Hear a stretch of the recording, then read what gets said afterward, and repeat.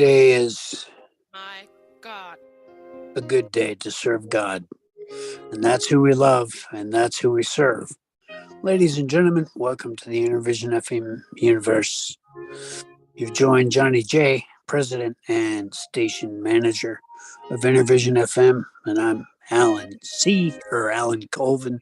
You can call me whatever you like, but don't call me too late for dinner. We dare every day of the week, and Monday, Tuesday, Wednesday. This time, every time that we can, 9 a.m. Mountain Standard Time, 1600 Universal on the Intervision FM universe. It's running out. Hi, everybody. This is the Godfather Soul James Brown. I tell you, this business is on. My man is on. Check him out. This is the Godfather Soul James Brown saying, stay with it and hit it. Okay, thank you.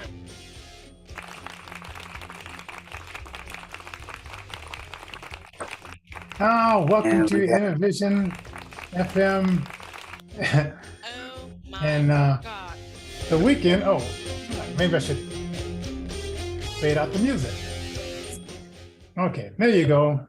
You're all faded out music and all that kind of stuff. Well, good morning, Alan, and good morning to everybody that will be viewing the show either now or later on. You know, I was trying to get that announcement where it says we'll be on in a half an hour, and they said that my title was too long, and then I shortened it. Then I shortened it, and then it said it was still too long. So I said, "Screw it, man." Wow. It was like so tomorrow I'm gonna do it the day before, because I just I would have had it 30 minutes before the show, but it just kept screwing with me. So tomorrow we're gonna have a singer songwriter. She's a mom, and she is getting into the music business, and we may her project is not out, so we may have her sing a cappella tomorrow because her project is not out. And Pastor Dunn, CEO, told me about her, so I said, okay, she's just getting started, so let's get her some props here. Ladies and gentlemen, if you've got a band, or if you know of anybody, or if you are a recording artist or a band or anything like that, why, we help folks that are grassroots musicians like yourself, physically challenged or otherwise blind or financially challenged. That's all of us, So we try to hit all walks of life, folks, and so that's what we do here. We like to thank Richard Damiano. They helped us out back in 2022, and got who else? Christian Brothers Moving Company. They're going to help us out. They used to have a big ceremony where they present their donation to Intervision. So that's going to be later on this January. That's and then awesome. we only have two others: the Eeny Meeny grant, right? And then this other one, the arts venue, Denver Arts and Venue grant, which we should be getting that one this week. That's all right. So, so if you'd like to help to sponsor us, hit up intervisionrecords.org. That's all one word. www.intervisionrecords, all one word, .org. Yes. And don't forget to subscribe, thumbs up, and all that kind of stuff. If this is your first time here, hey, welcome to Intervision. And glad to have you here. Now, I picked out the scripture from Philippians because I was reading this morning. A long time ago, I wrote this poem, and I kept it with me a long time, and I put it on a pink sheet of paper so I wouldn't lose it. And okay, I don't know. I don't like to be a conspiracy person. So I took it over to this lady I was dating at the time, and I said, "Hey, she said, let me read it." She read it, and then I thought I put it on the table stand or whatever, but I lost it. And I'm thinking like, why did I bring the original copy? Because I never thought like, maybe her daughter took it, or maybe her son took it, and Well, it's the like, good thing is maybe whoever took it, they took it to heart. Where are we at? Philippians? yeah, And, but I was meant to say, I wrote it like it was, the title was being a shining star, and this is that as well. Philippians chapter 2, verse 14, 15, and I think maybe even 16. let's go there then. Okay, and it starts at, do everything without complaining or arguing, so you may become blameless and pure to God, without fault in a crooked and deprived generation. Then wish you shine like stars in the universe. Wish you shine like a star, like in the universe. Yeah. Now, I like that one, and I wonder if I took it from this, because I was reading the Bible a lot back then, but I don't know if I hope I didn't plagiarize. But it was something that just popped in my mind, and I wrote it, and it was probably after I read this verse. So if you get a chance, read over the whole verse there, and it's just Paul talking about this church, Philippians. It's Right. interesting because the old King James version doesn't have any sort of real copyright laws or any of that stacked against it, so you can use it. So Right. it's really kind of cool. When Oh, it yeah. talks about complaining, it breaks it down. It says, with all things without mutterings and disputings. So it really breaks it down right there. And, you don't want to dispute, you don't want to mutter. And this is something that's hard for a lot of us who cover the news to not get too involved. It's interesting because a friend of mine, not really so much a friend, but a content creator kind of guy like us, he put it a certain way. And he said that this is all part of the plan. All the stuff that we got going down, we're all trying to stop it, and we're all trying to run around, and, God has written about this. And so therefore, it's something that is already preordained to pretty much happen, and we look at things, and we actually, back in the day, had this philosophical debate, are we preordained to be saved, or do we choose being saved? And if we're called before the foundations of the world, well, then God already knows when we're going to be saved, or whether we're going to be saved. And then you got the whole, can you lose your salvation? Can you? It really, all God, I think, wants is really just a relationship with us. He doesn't want all that craziness going on. He just wants us to hang out with him like good friends, and just try to do good to our fellow neighbor. And really, that's where this stuff in Philippians and other books in the Bible, that's where we get our faith and our hope and our trust. And it's not like we try to beat people over the head with it. We just sort of try to steer people a certain way, and if they choose to go a different way, it's freedom of religion is definitely observed. Yeah. Oh, yeah. But yeah. We got to figure out certain things as a society. We've got to figure out morally, do we want to go a certain way or do we not? And with the newcomer friends that we have, we're going to have to start learning more than one language. That's just a bottom Oh line. yeah. You mean with all these illegals coming in, Oh, those guys, yeah, that's exactly. and what did Biden say? He's going to give like 30,000 work passes or something like that. Yeah, some sort of interesting stuff that is not even offered to citizens of this country. Yeah, It's but amazing. maybe it'll help these employers stop abusing them as well, because a lot of employers they'll hire illegal because they'll hire them for less because they say, well, what can they do? You can't go. Who can you go complain to? So take what I give you, and that's it.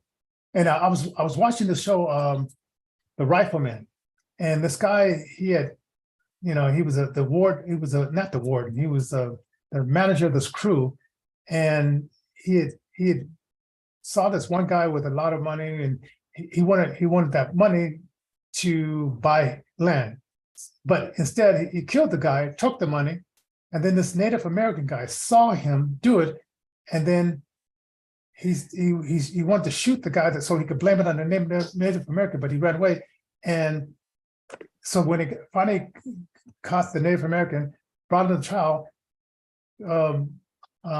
Luke of the Rifleman said, "Why do you pay the white guys, $10, but you only, $20 or $30, and you only pay the Native Americans $10?"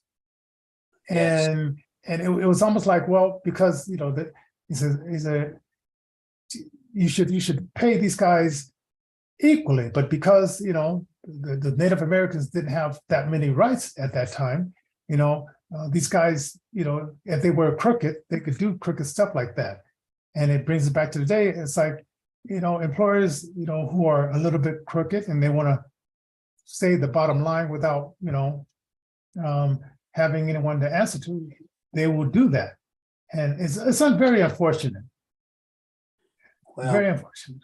This whole great reset is going to bring a lot of change for a lot of people. There is talk about the defunding of that IRS stuff. There is talk about all this We'll see. all this stuff. And so. Well, okay, think of it this way. I just thought about this. They need, they don't really need, but they need to fund the administrative part. I heard the funding was partly for the administrative part and then partly for the IRS agents. So I'm not sure how they're going to work that. They're making it very simple for us, saying, well, what if we just brought it down to $1? Well, what about those people that need to be, I guess, in the background of the administration to answer the phone? Because I don't know if you ever call IRS. It takes a long time just to long time get somebody on the phone. So, but then again, I like what you said about, I think you said about the flat tax. Yeah. And then get rid of all these people. Yeah, get rid of all that. Yeah, and but for some reason, and I'm gonna try to get a hold of Lauren Boebert, because she seems to be very active there, and see who else I can get a hold of to say, what about putting forth a flat tax? Well, that's not a new idea. Ross Perot put out there back in the 90s, 80s, perhaps. Oh yeah, I like that. So, it's not a new idea. Its time has come, because if they're talking about universal basic incomes, they're talking about this digitalized currency where everything at least is tracked. And so therefore everybody has to be hit by this $600 or more. It's amazing. It's actually amazing how they're going to try this. Yeah, and I heard part of the crypto thing got started to take us out of that the federal. I forgot what it was called.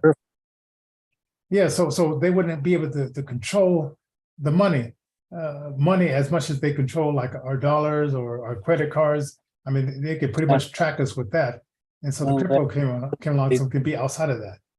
Yeah, that was the original idea with cryptocurrency, was a decentralized sort of currency that could be used to make it to where the people had more of a stake in their things. But see, here's the problem. It's electronic. Everything's electronic. You don't hold anything. You don't even hold your dollars. Whereas at least with your fake fiat currencies here, we hold our dollars in our hands or our wallets. And, if ever we went to a totally digitized system, we'd run into a situation where potentially, if there was lack of access to internet for whatever reason, or electronic equipment for whatever reason, you couldn't get to your stuff. Obviously, I don't like that at all. Where they're getting it, where already our phones, it follows us around. It knows where we go. I don't like the idea of even electric cars. People are so blindly running into this electric car where they have the ability to shut you down when they want to shut you down, not when you, or to turn in public service when they want to turn up your heat, or if you're using too much electricity, they want to be able to turn it down. I don't like that overseeing Big Brother type of thing. Well, we were indeed warned, so I don't know. It is interesting. But people, don't fret, get involved locally. Yep. Scoreboards, the transit, water board, city council, get involved locally because these unelected bureaucrats, well, some of them are elected and some of them are not elected, are really like just having fun with us. And the bottom line is, when you are locally involved, that's where the policy is implemented. So you are the defense, as it were, to the implementation of policy you may or want, or policy you may not want. So that's why local involvement is so very important. Just do what you can, or support folks that do get involved locally in any way that you can, because it's not like let's make politicians. It's more let's come alongside our governing officials and help them to make policy, as it were. Help them to make a better America that serves the people that consent to be governed. Hey, so 19 minutes into the show, I want to talk a little bit about my trip in Amsterdam. Yeah. We were staying downtown, and I noticed that on every street corner, they had these signals that you could hear, like, and I didn't see not one blind person. Oh, let me say, my wife didn't see one blind person, but they were all set up. So if they did have any blind people, it would be set up. And the streets are they're not straight like ours. There's some places in Denver that the streets are not straight, but here it seemed like every street you had to go in a slant. And so that was kind of interesting. So if you were blind, you really had to learn that city, take some time, stand there, and then maybe follow the people. Hopefully that'd be safe. And a lot of people rode either bicycles, from young to old, or motorcycles. It was a country of motorcycles and bikes. Wow. And so a lot of people getting healthy. And I guess it doesn't snow there, but it got a little bit cold because they have that water there. And my wife, she booked this how could I say it? It was museum tour. And the part that I really liked, I mean, she described these pictures and all that good stuff. That wasn't so much interesting to me. But when she described this it was on the second floor, no, third floor, I think. And I actually got to feel a 1945 airplane where you just wear your goggles, little helmet, and you're in the elements. There's no windows or anything like that. Yeah. Yeah, it's not even you're just out there in the elements. You got your flight suit on. Yeah, boy, that's real flying right there. Oh yeah. So I got to feel the whole plane, and it was a little part that it was a little bit flexible. I sort of like pushed it in a little bit. I said, "Wow, I'm going to break this airplane," because they don't really let the people touch the airplane unless you're blind and stuff like that. So I said, "Let me not damage anything here." But it was really cool, and yeah, it was really cool. And then we had lunch there, and then we went to this little Christmas market. And I don't know if you ever had one of these. You've heard of a shish kebab, right? Sure. This was a potato spiraling shish kebab. It was just a potato, but it was cut in a spiral. Yeah, and I love French fries, so I said, let me try this. And yeah, it was like, yeah, kind of toasty. It's kind of toasty, but it was just it looked like a bunch of discs on top of each other.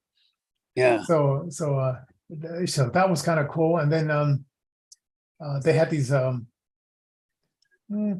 a skating ring, of course. That was kind of nice because we have a skating ring in downtown Denver. Yeah. And then they had this shop that you can go in, and I let my wife, go shopping throughout this thing, and they were selling tickets to the museum there. Because a lot of this was just tourist types of people. And then we went a little bit into the city. It was a school. We took a train to the school, and we went into the outer part of downtown, and walked through there, and that was kind of cool because it was like this big university, and I guess because it was on was it Chris? I think it was Chris. Was it Chris? Yeah, it was. Was it Christmas Day we did that? Yeah, it could have been. But we okay. And then I'm going to end it with this. Maybe I should end it on a high note, but I end on this one. On Christmas Day, of course, we're not going to be cooking anything, but we wanted to eat somewhere else. So we were going to go to this brewery, but I guess it was closed or whatever. So we found this restaurant. Maybe it was a French restaurant or something like that.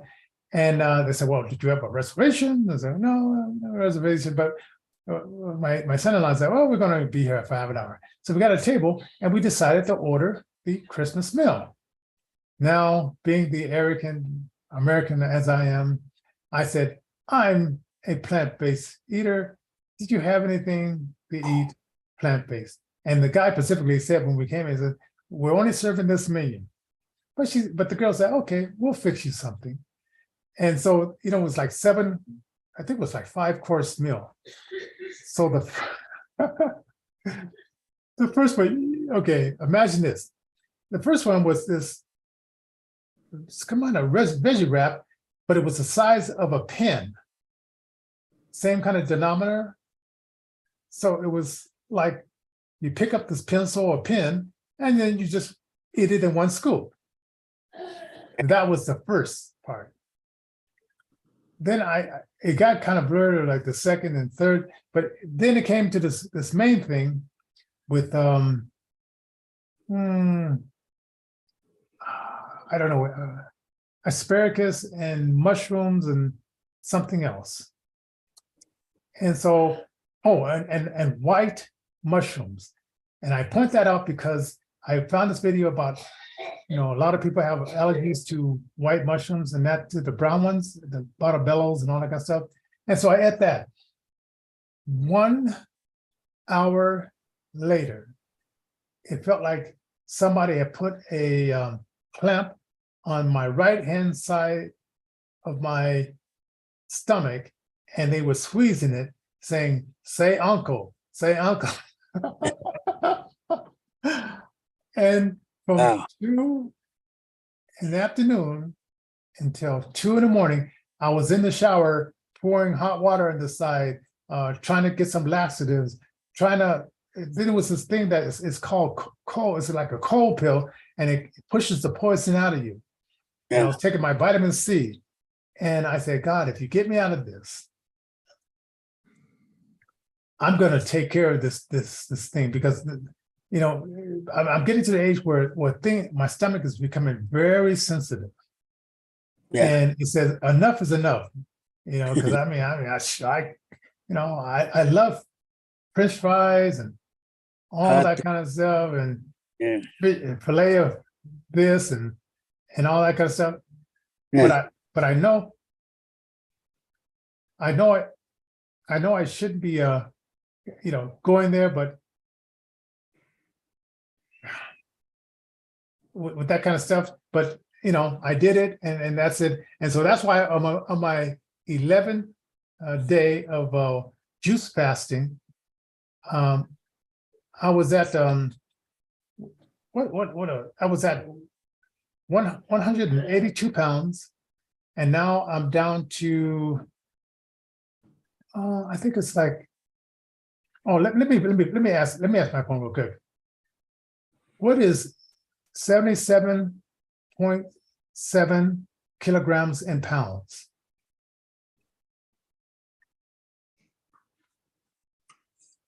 That's 173 pounds.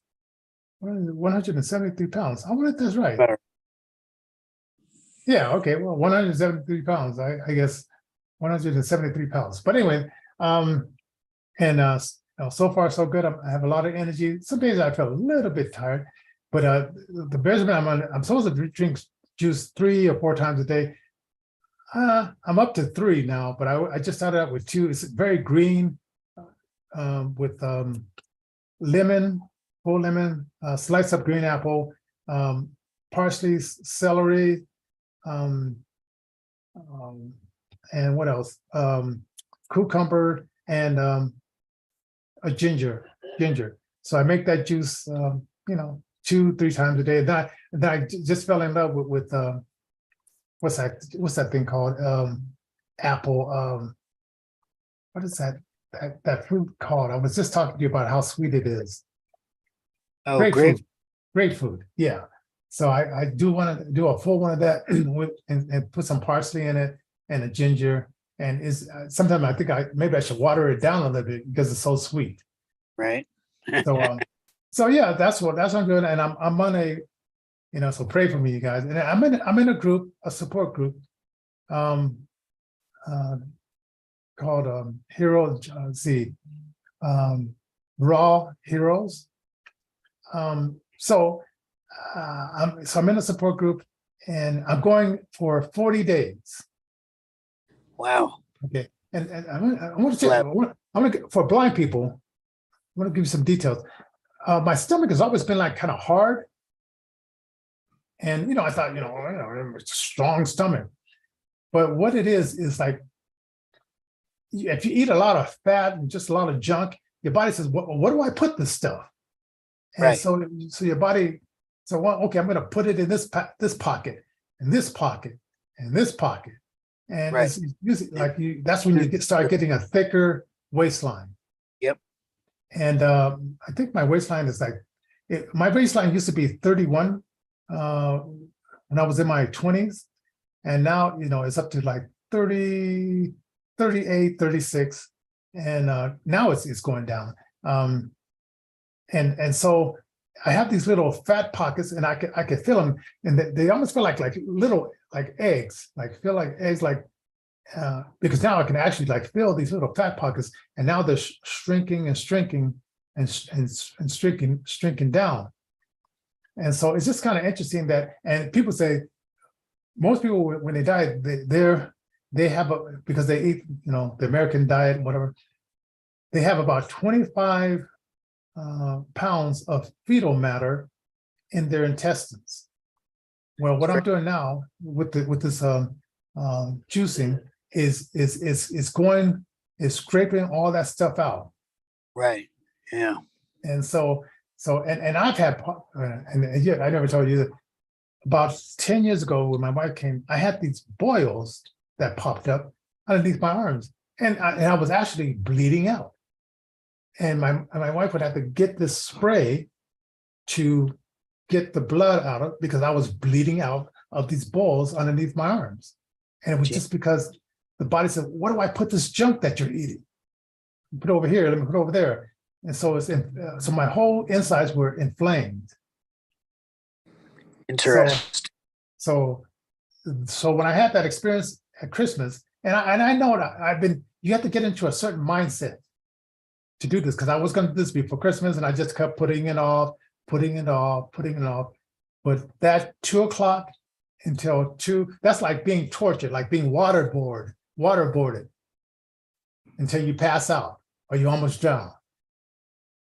And you just say, "Uncle." Wow. So I never told anybody this, my wife, she knows all this stuff, but it was like, it was getting to that point, and I should have did this a long time ago, but we're stubborn.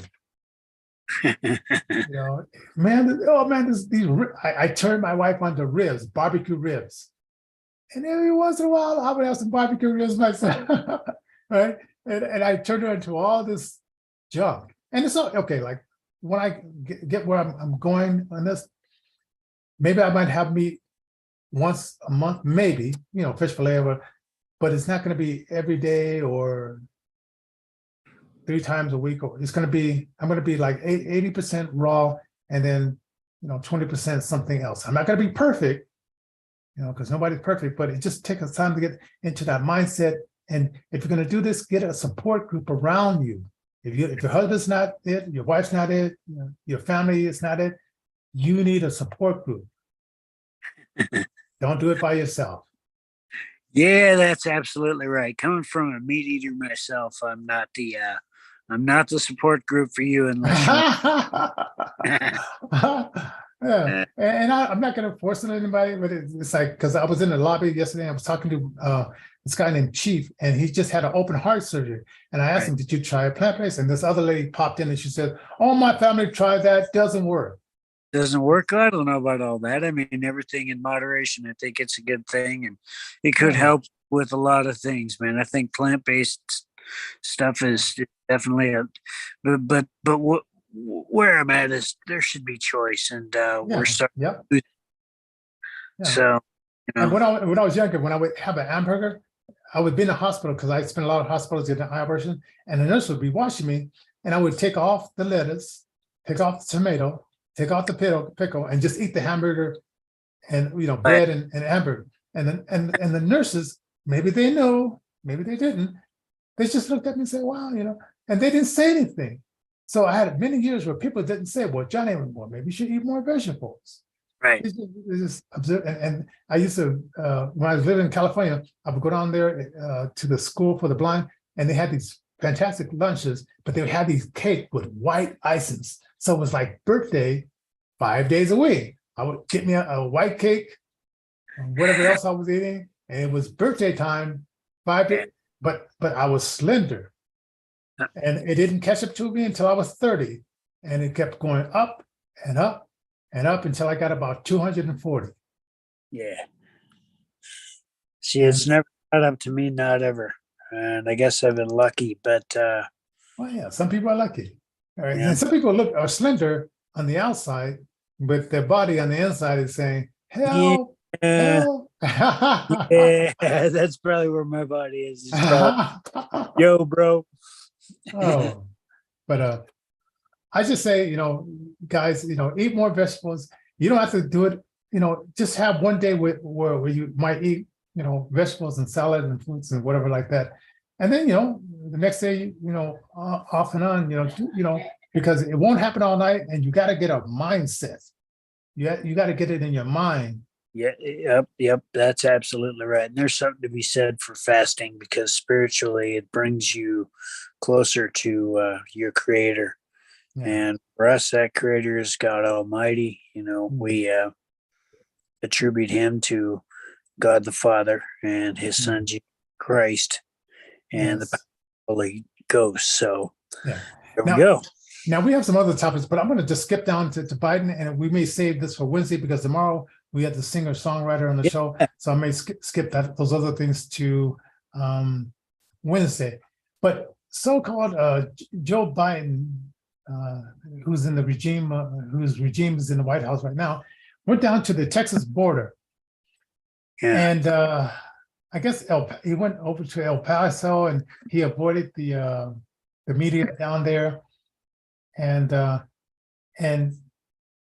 the I guess the mayor or governor went down there and gave him a letter. Does that sound kind of strange to you when you heard that he gave him a letter? Yeah. Why couldn't he just fly to Washington and say, I need to meet with you one-on-one? Right. Yep. I don't even know what to say with all that. It leaves you speechless, huh? Well, it does, man, because you just when you think, well, I've heard everything, this thing is just crazy. What's up is down, what's down is up, and what's sideways is diagonal nowadays. And you just don't know. But this just threw me for a loop. I'm like, okay, so what the letters say? What's what? He said he gave him 5 things that he wants him to do, but with Biden, he might just lose the letter. I thought of because he doesn't even know where he is half the time. Make some copies. Make some copies. Make sure that you know that the letter was sent. That's about all I got to say about that. And what I would do, I would set up an appointment to meet him in his office. Yeah. That's right. And bring the camera crew. Right. So I don't know how. Do you know anything about this guy, Mayorkas? Is his name Mayorkas? Mayorkas, the governor down at the border. Who's the governor? He's not a governor. He's a he's the guy in charge of basically Homeland Security stuff. Yeah. Well, I don't know. I don't know how serious these guys are, but after what our Congress lady Lauren Boebert did here in Colorado, and held off the Speaker of the House until they had certain things done. One of the things is going to be to fix that border. And now a week ago, and I'm going to look for this one because I've had liberal friends talk about this. He said that he regrets the executive order 9913 that says, what's that? The one that reversed the stay in Mexico. Oh, that? No, I'm sorry. I'm sorry. That was the oil. When he destroyed 50,000 jobs, oil. I'm sorry. That's a little bit off the topic. But he did a lot of executive orders that said, instead of stay in Mexico and present your petition there, and then when it's your time, you can come in. And then was another one.